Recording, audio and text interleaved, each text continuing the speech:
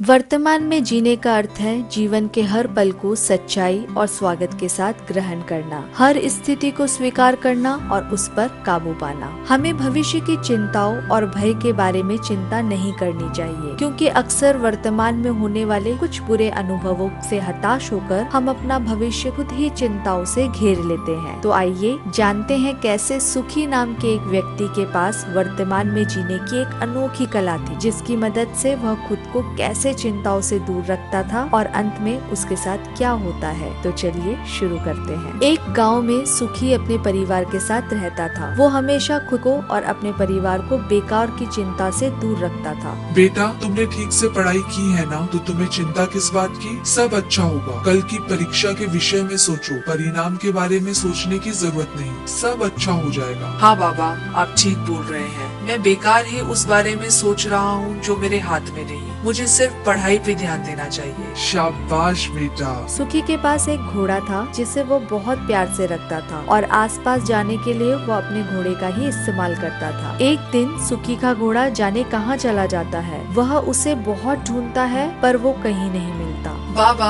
तूफान कहाँ चला गया? कहीं नहीं, वो आ जाएगा। अरे सुखी, तूफान कहाँ भाग गया? अब क्या करोगे तुम? तुम्हारा तो नुकसान हो गया। ये तो बहुत बुरा हुआ ना सुखी भाई। हाँ, हो सकता है। सुखी चिंता करने की बजाय तूफान को ढूंढने और अपने रोज के काम काज करने में खुद को व्यस्त रखता है। अगले दिन सुखी देखता है तूफान लौट आता है और साथ में 5 जंगली घोड़ों को भी ले आता है। क्या बात है सुखी भाई, अब तो 6 घोड़े हो गए तुम्हारे पास। अब तो जीवन सवर जाएगा तुम्हारा। सुखी इस पर मुस्कुरा के जवाब देता है। हाँ, हो सकता है। कुछ दिनों बाद सुखी का बेटा उनमें से एक घोड़ों की सवारी करने की कोशिश करता है और वो बुरी तरह से गिर पड़ता है। बाबा, मेरे पैर में बहुत दर्द हो रहा है। इसके पैर की हड्डी टूट गई है, 1-2 महीने लग जाएंगे ठीक होने में, ध्यान रखना। अरे सुखी भाई, ये तो बहुत बुरा हुआ ना। सुखी ज्यादा विचलित न होते हुए जवाब देता है। हो सकता है, क्या कर सकते हैं। बाबा, आप हमेशा इतना शांत खुद को कैसे रख लेते हो? बेटा, जो होना था वो हो गया। तुम्हें और भी चोट लग सकती थी, मगर मुझे खुशी है तुम सलामत हो। और ये चोट, ये तो यूं चुटकी में चला जाएगा। मुझे अब तुम्हारा बहुत अच्छे से ध्यान रखना है। जो हो गया उसके बारे में सोचने से क्या होगा। कुछ दिनों बाद फौज के लोग गांव में आते हैं सेना में भर्ती के लिए। लगभग गांव के सभी लड़कों की भर्ती हो जाती है, मगर महेश की टूटी टांग की वजह से वह रह जाता है। ओहो सुखी भाई, अगर महेश सही होता तो उसकी भी नौकरी लग जाती। ये तो बहुत बुरा हुआ ना।